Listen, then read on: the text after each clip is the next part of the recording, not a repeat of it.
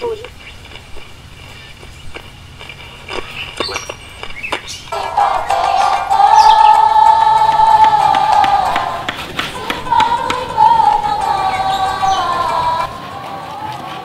nah?